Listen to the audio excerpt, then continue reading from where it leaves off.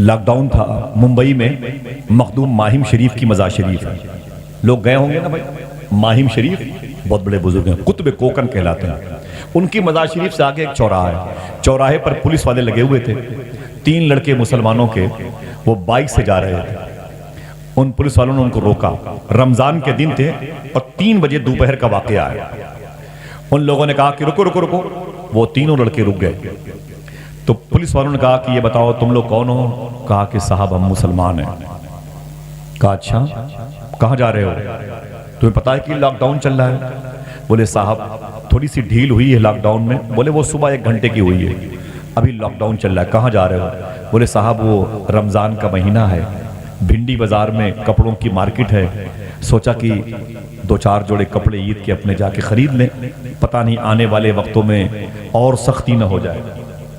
जुमला सुने गौर से।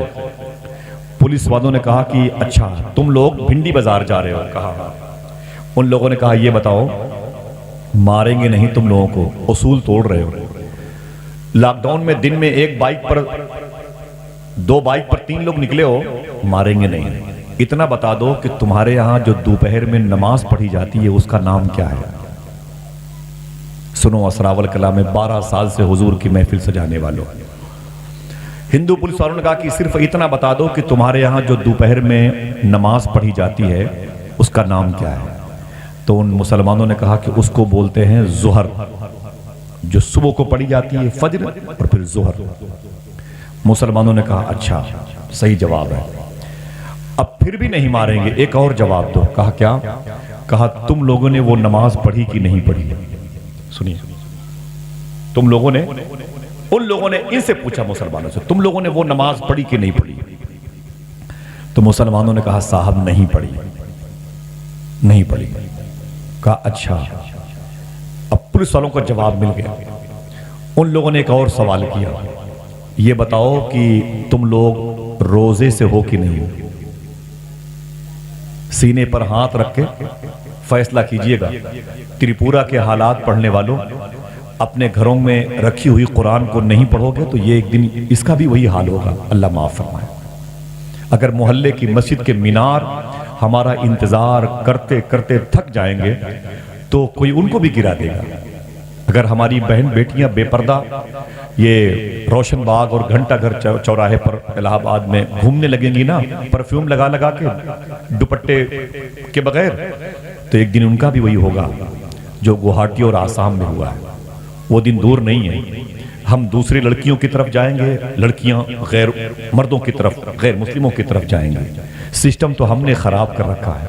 कुरान में अल्लाह इरशाद फरमाता है इहदिनस सिरातल मुस्तकीम।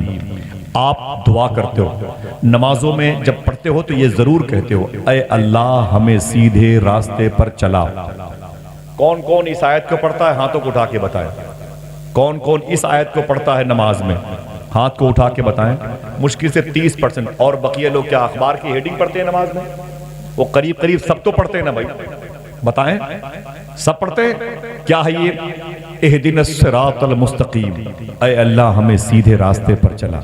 ये सीधा रास्ता क्या है?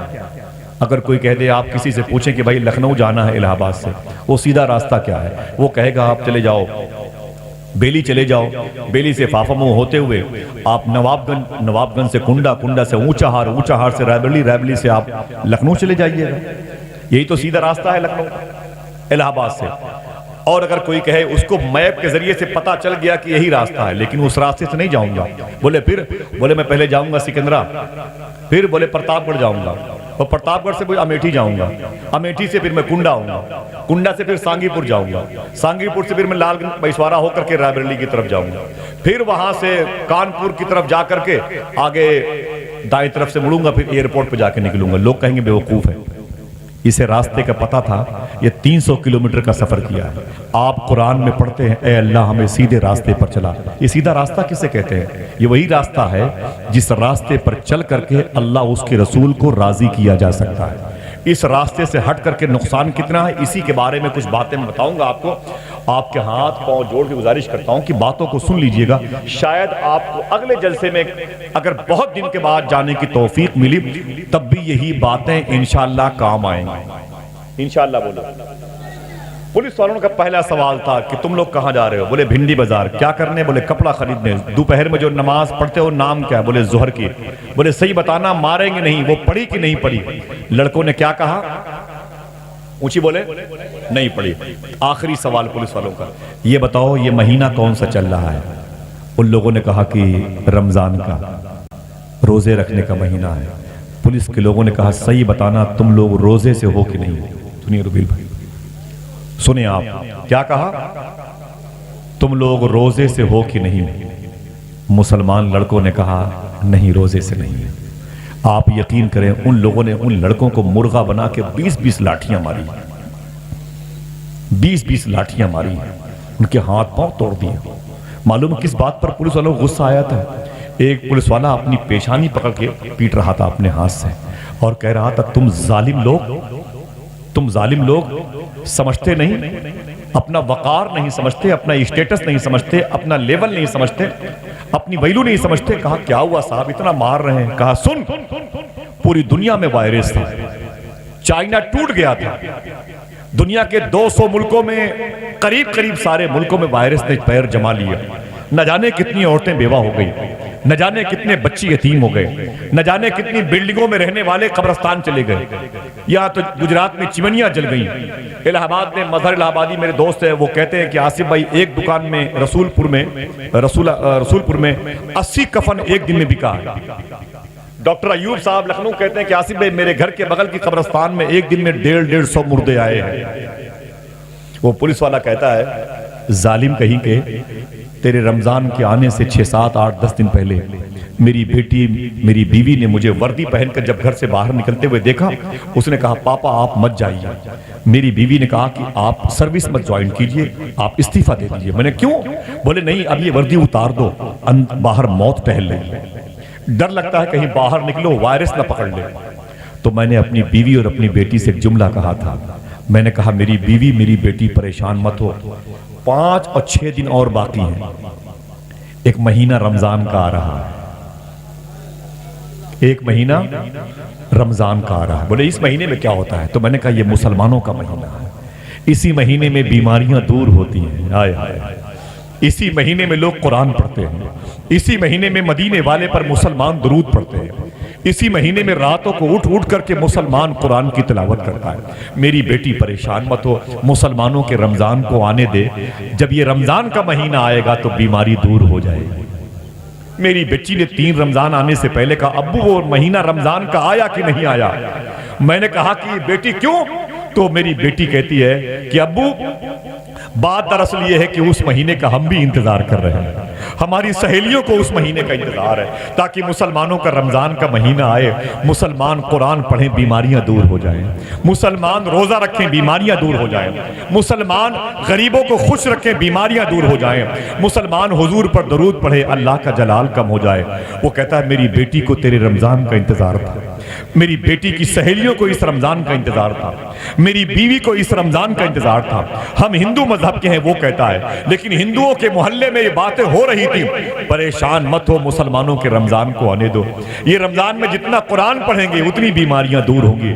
लेकिन तुम जालिम लोग मुसलमानों के नाम पर कलंक हो, रमजान के महीने में नमाजें भी नहीं पढ़ते हो, रमजान के महीने में रोजा भी नहीं रखते हो, रमजान के महीने में कानून भी तोड़ते हो। तुमने दुनिया का भी कानून तोड़ा है और तुम जिस खुदा के बंदे हो उस खुदा का भी कानून तुमने तोड़ा। बताओ कि बात सच्ची है कि नहीं सच्ची? कभी सोचा आपने बेटे को बाइक देते वक्त ये बच्चा कहां जा रहा है? हाँ, क्या हमेशा जिंदा ही रहेंगे? अल्लाह कुरान में इरशाद फरमाता है इहदिनस सिरातल मुस्तकीम, ऐ अल्लाह हमें सीधे रास्ते पर चला। ये 50-50 हजार के मोबाइल अपने बच्चों को दे दिया तो क्या मतलब जन्नत की सर्टिफिकेट दे दी? ये बच्चा दूसरे कमरे में रात भर क्या गुल खिलाता है, कभी सोचा आपने? मुझे बताएं, कभी सोचा आपने? इस बच्चे ने अगर इशा की नमाज नहीं पढ़ी तो कभी बाप ने कहा मेरे बेटे तू नमाज क्यों नहीं पढ़ता? बच्चियां 2 घंटे के लिए स्कूल गई थी, 6-6 घंटे नहीं आ रही, किसी ने पूछा? नहीं। ये बेराह रवि हुजूर को तकलीफ दे रही है, ये अल्लाह उसके रसूल की बारगाह से कहीं अजाब नाजिल ना हो जाए। मुझे डर इस बात का। ये जलसे क्यों होते हैं? ताकि इस भोली भाली कौम को हुजूर की मोहब्बत से करीब होने का मौका मिल जाए। लेकिन फिर भी वही गटर मस्ती, वही रफ्तार बेढंगी जो पहले थी वो अब भी है। ये स्क्रीन पर जो तस्वीरें आ गई फिल्मी दुनिया की हीरोइनों की, लोग उसी में मस्त हैं, क्रिकेट ग्राउंड में मस्त है, सियासी चाल चलने में मस्त है, किसी को मतलब नहीं कि हुजूर भी है, हुजूर पर दरूद पढ़ना भी है। आपको मालूम है हुजूर हमारे दरूद का इंतजार करते हैं। मैंने इनके दरवाजे पर एक मजलिस में कहा था हुजूर के दरूद के बारे में। लोग कहते हैं कि आसिफ भाई मैं स्क्रीन पर किसको देखूं, सबसे अच्छे चेहरे तो मुझे फिल्मी दुनिया वालों के लगते हैं। मैंने कहा तू भूल गया कि तू जिस नबी को भूला है उस नबी के चेहरे में के सदके में अल्लाह ने चांद की चांदनी बनाई है। लफ्ज़े हुस्न को अल्लाह ने पैदा किया है। हुजूर का चेहरा इतना चमकदार था, अरे बताना अपनी बेटी को, हुजूर की आंखें इतनी रोशन थी, बताना अपनी बेटी को। एक बात बताता हूं हुजूर के चेहरे के हवाले से, बहुत अदब से सुनिएगा मेरी बात। मैं बैठ के निजामत भी कर सकता हूं, 2-4 शेर पढ़ के हंगामा भी कर सकता हूं, लेकिन इससे आपका फायदा क्या होगा? आपका दिल दहलेगा नहीं, आपके दिल में हुजूर की मोहब्बत कहां से पैदा होगी?